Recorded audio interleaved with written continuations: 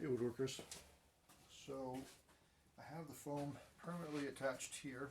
I can easily tear this stuff off if I needed to, but at least this is not going to slip or slide anywhere, so we're in good standing now.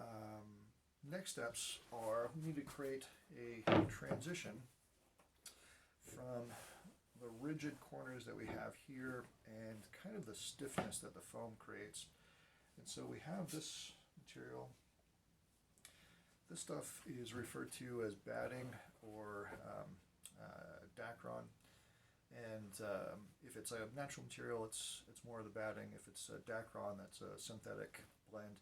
They do feel a little bit different, but for the most part, what this is going to do is allow us to shape the seat, tack it on the bottom, and start to give us the general shape of what we want the cushion to look like, as well as provide just a little bit more softness to this.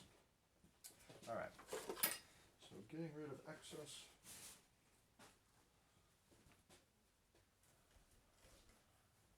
I say as I unroll a giant mound of this stuff.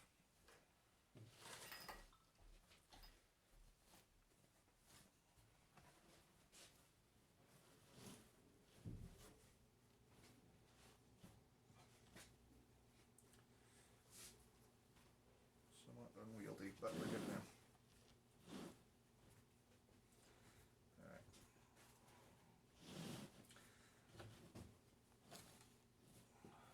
So I want to create an environment where I have enough of this that I can pull this over and start to fold back this cushion edge. I'll show you what I mean here shortly, but let me start by clearing away some of the excess.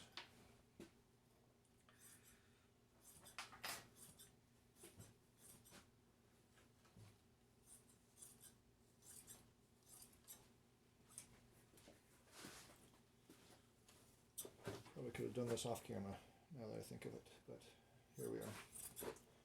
We're all suffering now. Hopefully this will be well worth your time, watching me utilize scissors.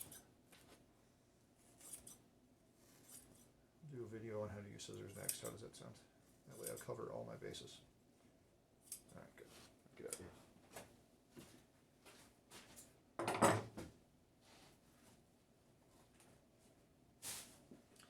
Okay, so now that I have this, and I'm happier with how this looks and feels, first things first, this is the first time I'm going to be stapling on the underside of this cushion. Let me see, I have enough staples. I do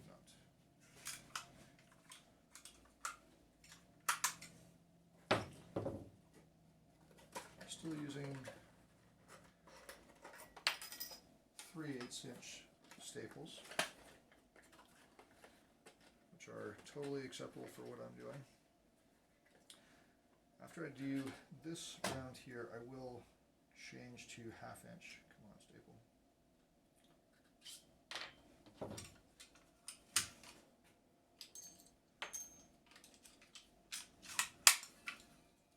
Because I need that extra length to start throwing in some of the fabric material. Okay, so first things first. On this side here, I'm going to try to pull this around to create a little bit of roundness on this foam.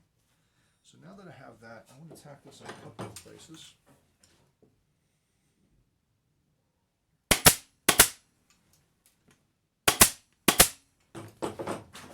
Then I will go around to the opposite face and start kind of rolling this back. Alright, so I'm doing this motion here, which is me kind of squeezing or wrapping this back, getting a little bit more of that roundness that I was talking about, but breaking away some of that square, that hard edge that we were talking about earlier. And with this stuff, it kind of gives and flexes a little bit, so I do need to go a little heavy with the number of staples that I use.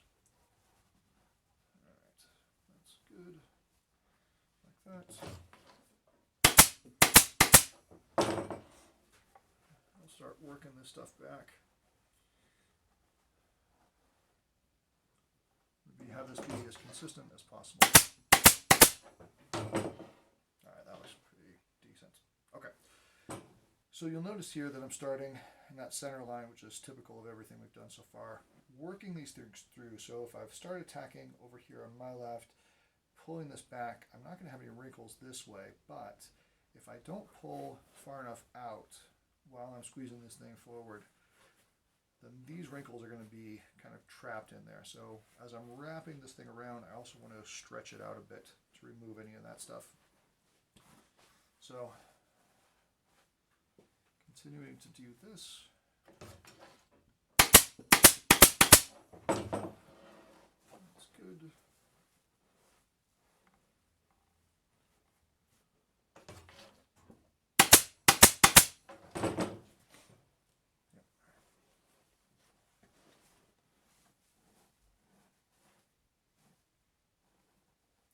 While I'm doing this, I'm kind of sighting down this edge to make sure that I've got a fairly consistent curve. It's not perfect. Now, I'm not that worried because there are two other stages here that I still have to do to get this to really start to be well done, but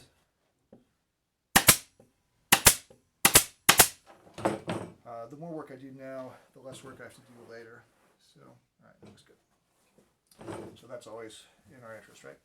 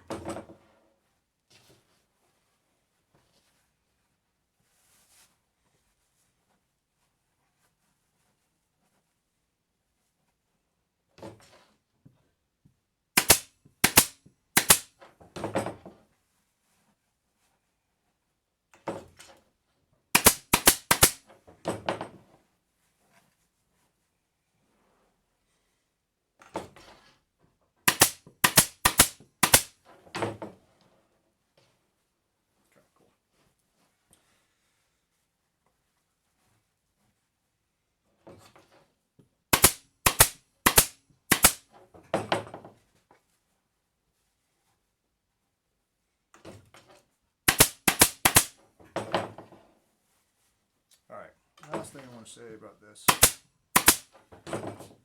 is that the corners always present a tricky area every time we have to overlap these. So right here, when I'm stapling, if I run my staples too far across one way or the other, then that means I have to stack this stuff up and create this really nasty little layer here. So in doing this, I'm going to be sensitive to hitting the corners, and depending on the look that you want, either creating and following this shape that we've created here on the foam, and then folding this thing back so I have a bit more of a crisp corner. If I don't want a crisp corner, I can do this butterfly effect, which is what they call this in the industry. Anyway, it starts to create a little bit more of a roundness here, and then I tack this stuff in. Layering of this, not the end of the world, it just creates a bit more of a funky thing for me to have to deal with later. So what I want to do is get rid of this stuff. And now I have a little bit less material to have to work around or account for. I kind of like how this is laying out, so I can do it this way.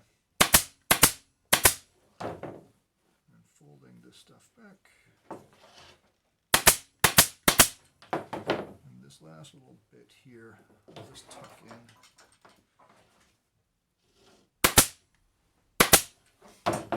Like so. So it's a decent corner and creates some good rigidity. Alright, so I will continue to work on these corners and getting this thing dialed in, and then we'll go to the next step. Okay. See you in just a minute.